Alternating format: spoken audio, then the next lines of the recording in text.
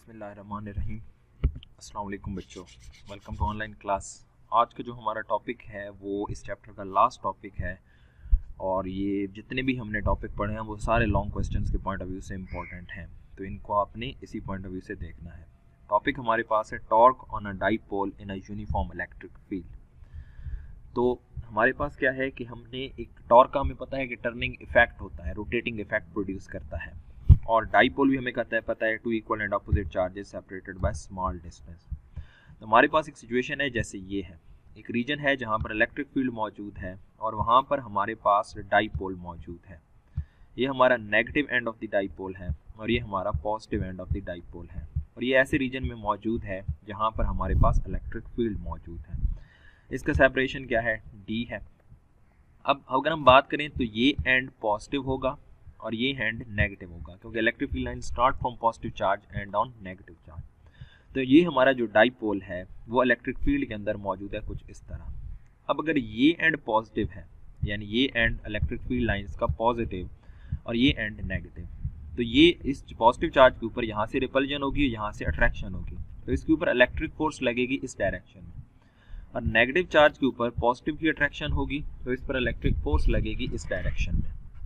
तो उसके नतीजे में ये डाइपोल एट एनी इंस्टेंट यहाँ से मूव करता हुआ, जो पहले हॉरिजॉन्टल वर्टिकल कंडीशन में था, अब किसी खास एंगल थीटा के ऊपर यहाँ पर मौजूद है। यानी अगर हम यहाँ से देखें हॉरिजॉन्टल लाइन के साथ ये एंगल कितना बना रहा है, थीटा बना रहा है।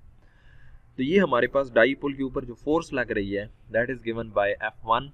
पॉजिटिव एंड के ऊपर हम कहते हैं फोर्स लग रही है F1 QE, और नेगेटिव एंड के ऊपर जो फोर्स लग रही है वो F2 QE है। ये डाइपोल्स के दो एंड हैं और ये उनके दरमियान फासला D है।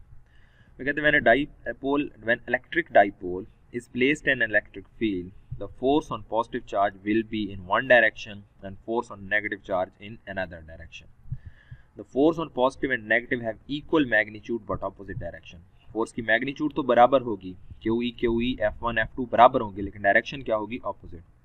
Therefore the net force on the dipole due to external field is zero.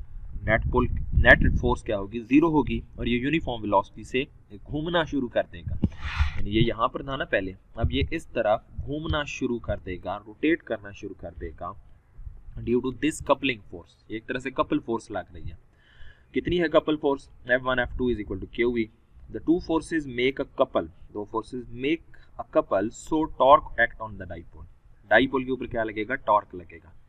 और टॉर्क का फार्मूला हमें पता है, टॉर्क होता है हमारे पास torque into force into moment arm. Torque is equal to product of force into moment arm. अब फोर्स हमारे पास कपल फोर्स है, F1 equal to F2 equal to F equal to QE। और कपल आर्म क्या होता है, दो forces के दरमियान का जो परपेंडिकुलर डिस्टेंस है। ये देखिए, एक फोर्स लग रही है F1 इन दिस डायरेक्शन, दूसरी फोर्स लग रही है F2 इन दिस डायरेक्शन। तो इनके दरमियान का जो परपेंडिकुलर डिस्टेंस है, this perpendicular distance will be known as couple arm, and then couple arm is D। जो perpendicular distance है वो कितना है, D, जो आपके पास दोनों डाइपोल्स के दरमियान का फासला है। तो यहाँ से इस केस में D है, ठीक होगी बात। इस केस में जो perpendicular distance है वो D है, लेकिन जब ये रोटेट करता हुआ यहाँ पर आ चुका है, अब D जो है वो एक सर्टेन एंगल थीटा बना रहा है। D is making an angle theta with horizontal। तो अब हम इस D को क्या करेंगे, कंपोनेंट्स में रिजॉल्व करेंगे। इसको हम ओरिजिन कंसीडर कर लेते हैं फिक्स। ये हमारे पास आ गया एक्सिस, हॉरिजॉन्टल एक्सिस। यहाँ से जब हमने हॉरिजॉन्टल एक्सिस के ऊपर परपेंडिकुलर ड्रॉ किया, तो अब क्या होगा, ये जो पैरेलल कंपोनेंट बनेगा D cos थीटा, और सामने जो परपेंडिकुलर कंपोनेंट बनेगा वो बन जाएगा हमारे पास D sine of angle theta बन गया। यानी अगर ये इस कंडीशन में था तो इन दो फोर्सेस के दरमियान परपेंडिकुलर डिस्टेंस D, लेकिन when it is making an angle theta with horizontal, ये अब इंक्लाइंड मौजूद है D, तो हमने इसके हेड से परपेंडिकुलर ड्रा किया, अब ये कंपोनेंट आया D sin थीटा। अब ये फोर्स है F1 और ये फोर्स है F2, दोनों के दरमियान परपेंडिकुलर डिस्टेंस क्या बन रहा है, D sin थीटा बन रहा है। तो इसलिए यहाँ पर आएगा force into movement arm, force into D sin theta. Force की जगह QE आ गया, QE into D sin theta. QE हम पहले पढ़ चुके हैं, जो QE है वो Q इलेक्ट्रिक फील्ड, E आपके पास Q is the charge, E is electric field, D separation. तो P Q इंटू D ये हम पहले ही पढ़ चुके हैं कि product of charge into the magnitude of distance between two dipoles, that is known as dipole movement. तो यहाँ पे आ गया QD की जगह P, तो ये बन गया torque is equal to PE sine theta. ये टॉर्क की मैग्नीट्यूड का रिलेशन आ गया। अगर मैं इसके साथ n हैट लिख दूं, टॉर्क आपको पता है वेक्टर क्वांटिटी है, इसके साथ भी फिर n हैट लिखूंगा, where n hat is a unit vector जो टॉर्क की डायरेक्शन को शो करेगा। तो ये मैग्नीट्यूड साथ उसके यूनिट वेक्टर, तो ये बन गया आपके पास टॉर्क वेक्टर की फॉर्म में आ गया। और A B sine theta n hat, A cross B होता है, हम पढ़ चुके हैं, तो P E sine theta n hat बन जाएगा p क्रॉस ई। तो हम कह सकते हैं डॉट, ये आपके पास cross product of dipole movement and electric field is known as torque. Direction of torque of a dipole moment in a uniform electric field is determined by right hand rule. Right hand rule हमने पढ़ा हुआ है, third year में भी पढ़ा था, and हमने इसको FSC की क्लास में पढ़ा हुआ है कि अपनी उंगलियों को कर्ल करें from first vector toward second vector through smaller angle. तो जो आपके फिंगर्स का कर्ल है वो रोटेशन की डायरेक्शन में होगा, तो थंब आपका डायरेक्शन को शो कर रहा होगा। ये टॉर्क को फाइंड आउट करने का रिलेशन है।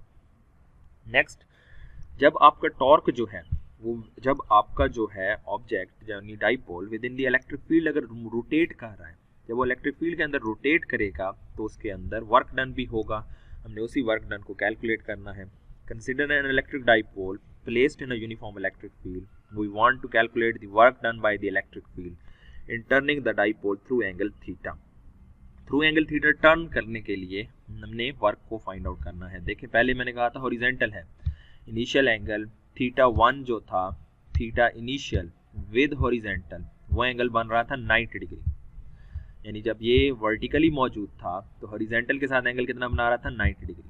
अब जब आपने इसको क्या कर दिया, बेंड कर दिया किसी खास एंगल के ऊपर, तो फाइनल एंगल जो बन रहा है वो एंगल क्या बन रहा है, थीटा। तो 90 से थीटा तक लाने के लिए एक वर्क डन हुआ, हमने उस वर्क को कैलकुलेट करना है।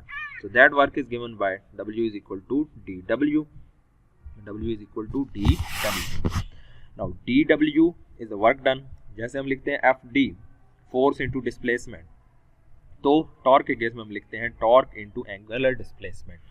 वो लीनियर मोशन में होता है force into displacement, angular motion में होता है torque into angular displacement। W is equal to theta initial to theta final, torque into d theta। अब पॉइंट ये है यहाँ पर नेगेटिव साइन क्यों आया। नेगेटिव साइन इसलिए आया क्योंकि हम वर्क परफॉर्म कर रहे हैं। देखिए वहाँ पर इनिशियली वर्टिकल कंडीशन में था, ये नेगेटिव खैर बाद में आना चाहिए था, यहाँ पर इसमें पहले हमने मेंशन कर दिया ताकि बाद में आने वाले नेगेटिव को कंपनसेट करने के लिए। कैसे कंपनसेट करने के लिए, जब ये हॉरिजॉन्टल कंडीशन में है तो एंगल ज़्यादा है, अब वो नीचे की तरफ जा रहा है तो एंगल कम होते जाएगा, जीरो की तरफ जा रहा है, तो इसलिए वर्क को हम कह रहे हैं वो नेगेटिव होगा। ठीक होगी बात। एंगल रिड्यूस हो रहा है, यानी इनिशियल एंगल हमारे पास क्या था, ज़्यादा, फाइनल एंगल कम है, तो वर्क नीचे जाते हुए वर्क की मैग्नीट्यूड तो बढ़ रही है, लेकिन डायरेक्शन जो है आपके पास है इनटू से, डायरेक्शन मीन टू से के इलेक्ट्रिक फील्ड की जो वर्क डन है वो नेगेटिव वर्क एक तरह से है, फील्ड के अगेंस्ट ही एक तरह से वर्क हम परफॉर्म कर रहे हैं। तो W is equal to minus theta initial to theta final T torque into D theta. Torque की वैल्यू हमने ये फाइंड आउट की है, ये पुट करते हैं P sine theta, where T is torque exerted by the electric field, the negative sign is necessary because the torque tend to decrease theta। जो negative sign है वो इसलिए लगाया गया क्योंकि एंगल जो है वो, जैसे मैंने यहाँ पर कहा, पहले था 90, अब उन हॉरिजॉन्टल की तरफ जा रहा है, तो वो एंगल कम होते होते एक पॉइंट आएगा जब वो बिल्कुल हॉरिजॉन्टल हो जाएगा तो जीरो हो जाएगा, तो उसको कंपनसेट करने के लिए लगाया। Torque P sine theta, value put की minus theta initial to theta final P sine theta into D theta. Theta initial मैंने जैसे कहा 90 डिग्री π/2, और थीटा फाइनल जब वो हॉरिजॉन्टल आ जाएगा तो उसको हम खाली थीटा लिख लेते हैं, या हॉरिजॉन्टल में जीरो लिख लेते हैं, जनरली किसी एंगल पर लिख लेते हैं थीटा। देन π/2 से theta P sine theta into D theta. P constant dipole movement, E electric field constant बाहर आ गए, तो integration π/2 into theta sine theta into D theta. Sine theta की इंटीग्रेशन हमारे पास आ जाएगी कॉस थीटा, तो PE cos theta into limit π/2 to theta. Limit proceed करें, PE cos theta upper limit minus cos π/2 lower limit, तो cos 90 0, तो work done आ गया PE cos थीटा। ये हमारे पास वर्क का रिलेशन आ गया। Since work done by the agent that produces it external field is equal to negative of change in potential energy of the system, तो वही बात आ गई कि आपके पास पोटेंशियल एनर्जी जो है वो कम हो रही है आपके पास जब वो मैक्सिमम से मिनिमम की तरफ आ रहा है।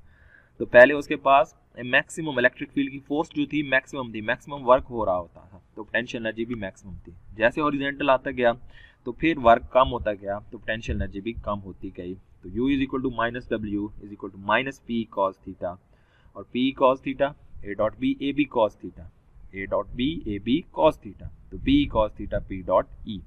Dipole moment and electric field का जो डॉट प्रोडक्ट है, that will give you the work done, that will give you the potential energy. This is the expression for potential energy, for torque on electric field in dipole and potential energy and work in on dipole in an electric field। ये points हमने यहाँ पर find out कर दिए। यहाँ तक आज का लेक्चर बेटा कंप्लीट होता है। अल्लाह हाफिज़।